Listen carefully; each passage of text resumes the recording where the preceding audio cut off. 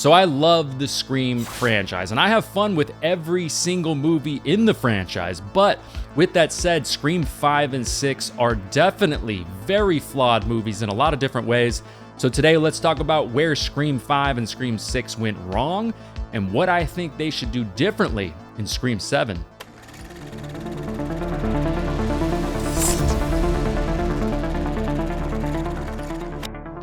What is up, everyone? Welcome to Mad Blood. And like I said earlier, I have a lot of fun with Scream 5 and 6. Fun characters in those movies, brutal kills, a fresh new setting in New York, which is a lot of fun as well. Some decent chase sequences also, but I will say the more I watch Scream 5 and 6, the more I do notice how many issues those movies have. And like I said, so we're going to talk all about that and also what I think they should do differently in Scream 7. The first thing I want to talk about what they should do differently in Scream 7, which they did do a bit of in Scream 5 and 6 for sure, is don't dumb down the callbacks and the fan service for us.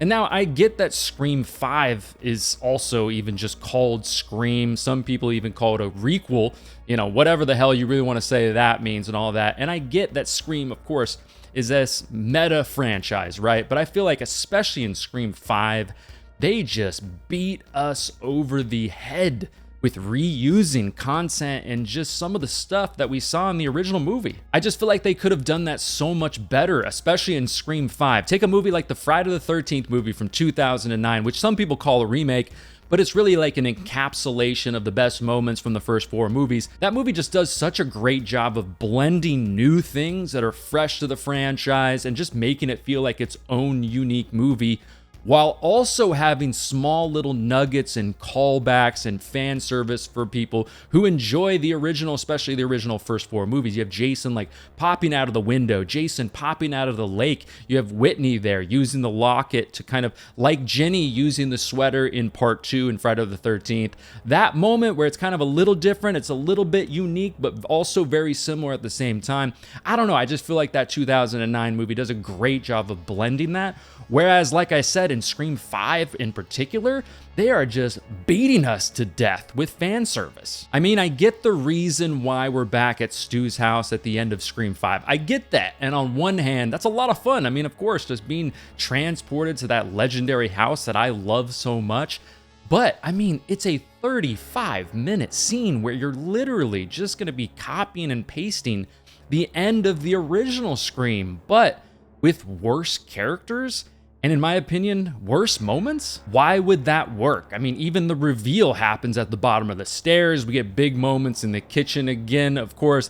It's just like, I mean, if you're not gonna really bring anything new to the table, I'm just gonna watch the original movie. Now, obviously in Scream 7, from all the stuff that we've heard so far, we are obviously gonna be getting a lot of fan service without question, with characters returning like Roman, Stu, Dewey even, stuff like that, which I will say, makes me a little bit nervous, but I really do think that stuff's going to be incorporated in more of a flashback type of a moment. It's not just going to be replaying old scenes and things like that. They're going to be kind of tying in these flashbacks with new bits of information to kind of sew together the plot points in those original movies, just kind of expand upon some of those important moments that we've never seen before. I don't think it's going to be like Halloween Kills, where they're just like, oh, I remember you from the original movie, you and you and you and you and you. Nice to meet you.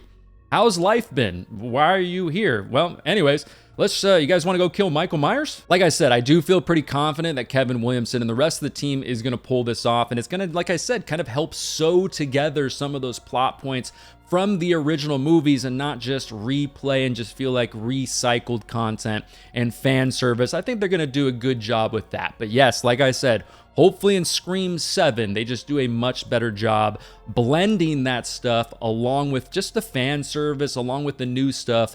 Kind of like I said, in some of the other great remakes or requels that we've seen before in the genre. And I'm not saying that Scream 7 is going to be a requel, but what I'm saying is if you're going to have fan service like that, use some of those movies that use great moments from the originals and blend it very well, just kind of as a blueprint if you're going to have all of these characters returning, which has already been confirmed.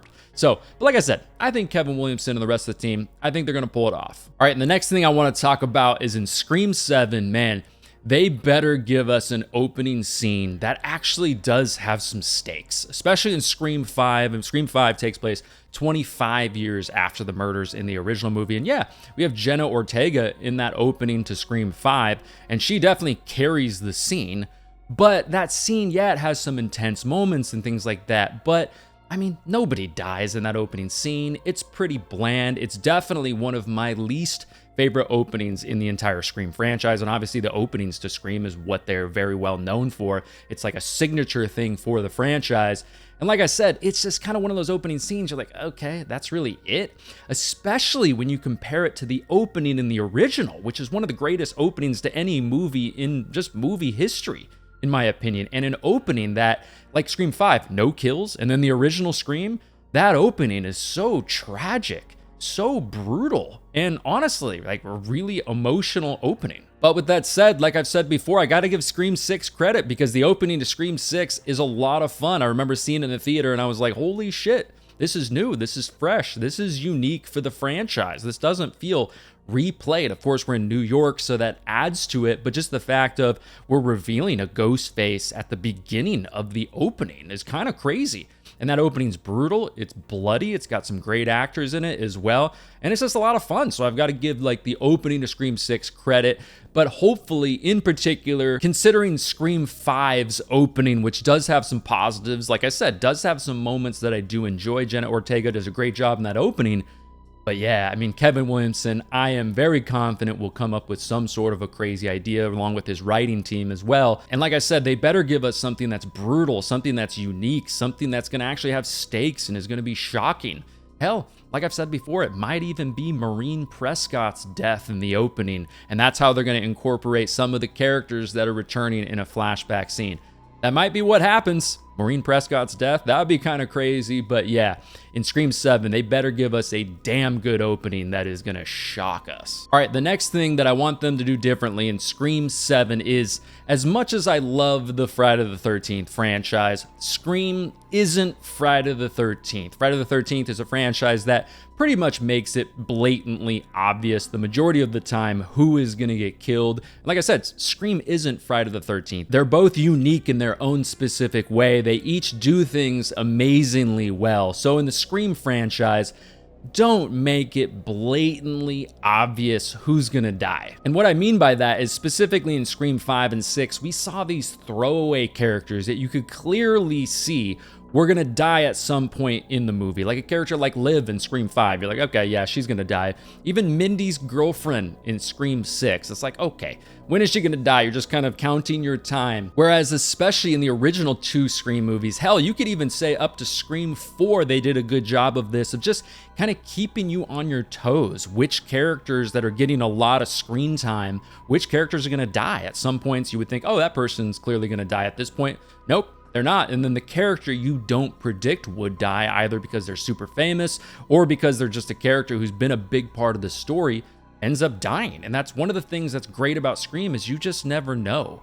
They don't have those throwaway characters or those throwaway scenes, kind of like they have in Friday the 13th, where it's filler just to add to the body count. So yeah, in Scream 7, I just hope they do a better job of making us look at the characters that are getting a lot of screen time and saying to ourselves, I don't know, this character could be one of the killers revealed at the end of this movie, or they could be one of the people who helped to take down the killer or be killed. I really don't know. Just that idea of one of the things that makes the Scream franchise great, which is keeping you on your toes. Yeah, you have no idea who's gonna live, who's gonna survive.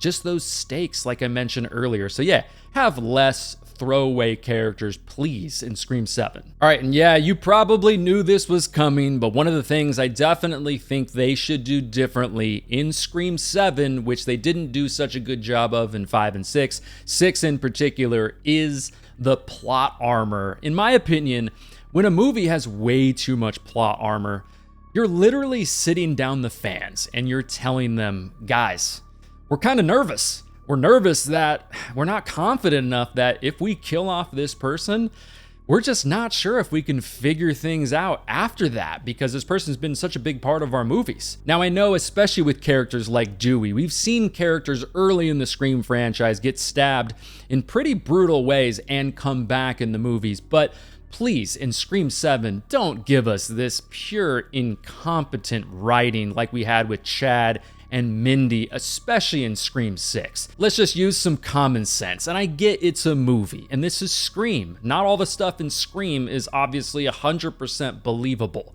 But still, you gotta take that to a certain extent. I mean, obviously, moments like in Scream 6 with both of those ghost faces stabbing Chad like a pincushion over and over. You can even see on his face, he's like, yeah, I'm dead.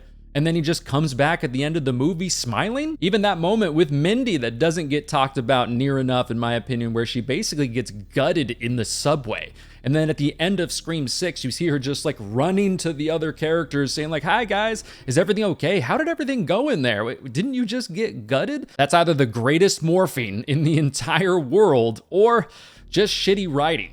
I'll let you decide. I know I have. But yeah, in Scream 7, I really hope they won't just have some crazy plot armor that's completely ridiculous and unbelievable. I really don't think Dewey's going to be coming back alive. I really do think Dewey's character is going to be a flashback. And Kevin Williamson obviously was involved with the original Screams, so I do feel very confident Kevin Williamson is not going to go that route. He knows there needs to be brutality and stakes, and people actually will die in Scream 7, people who are meaningful characters that we will care about in that movie.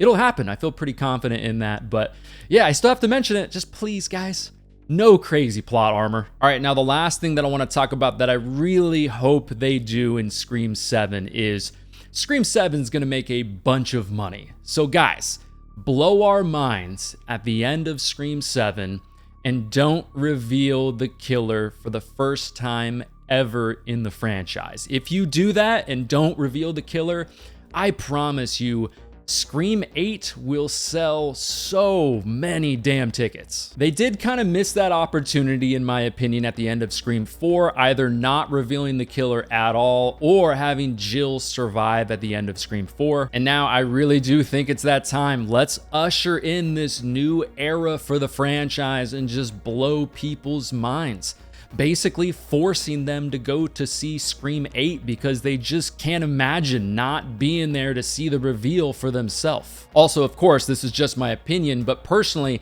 I think the reveals in both Scream 5 and Scream 6 were lackluster at best, I think. I mean, okay, so you revealed both Richie and Amber to be Ghostface in Scream 5. Okay, you know, that was decent, I guess. And then in the second movie, you're gonna tie in Richie again to the entire Ghostface reveal in that movie for a second time. Character that I feel like Scream fans in general are just kind of lukewarm about. And I know for me in particular, I just sort of care about his character. We're getting 2 movies where he's involved with the reveal. I mean, come on, guys. I really do think in Scream 5 and 6, we could have done so much better with the reveal, in my opinion. I mean, even just revealing a character potentially like a Chad, Mindy, Tara, or a Sam as Ghostface. I feel like, I mean, that's kind of a crazy route, and a lot of things would have had to have changed in the story, but I mean, just those kind of obvious choices, I feel like would have been way more shocking, way more interesting, especially in just considering, I know it's a requel and all that stuff, but like having the boyfriend be revealed, it's just kind of lame. But no, in Scream 6, we're just gonna reveal these side characters, these roommates that I feel like nobody really cares about. I do think Detective Bailey was a pretty good reveal and a little bit of a shocking reveal for a lot of people. And just overall, a pretty solid reveal, him in particular. But the other two, I just feel like we could have done so much better. The reveals in particular in Scream 5 and 6, one of the worst parts of those movies in particular, in my opinion, especially Scream 6. That reveal definitely knocks that movie down quite a bit for me. But anyways, everybody, like I said earlier, I do think Scream 5 and 6 are a lot of fun at moments, but very flawed movies in a lot of ways. And those are just some of the things that I wanted to mention that I really hope they do not repeat in Scream 7. And again, I do feel confident that Kevin Williamson and the rest of the team won't go that route with a lot of those things that I mentioned. And I do really think Scream 7 is going to be a damn good movie. But there you go, everybody. Thanks so much for watching. If you want some more Scream content from me right now, go ahead and check out one of these videos next to me. If you don't want to miss future videos on the channel, the best way to do that is to make sure you subscribe. Also, all of my social media links will be down below in the description if you want to go and follow me over there. But thanks so much again for watching, everybody. My name is Matt, and I will talk to you in the next one.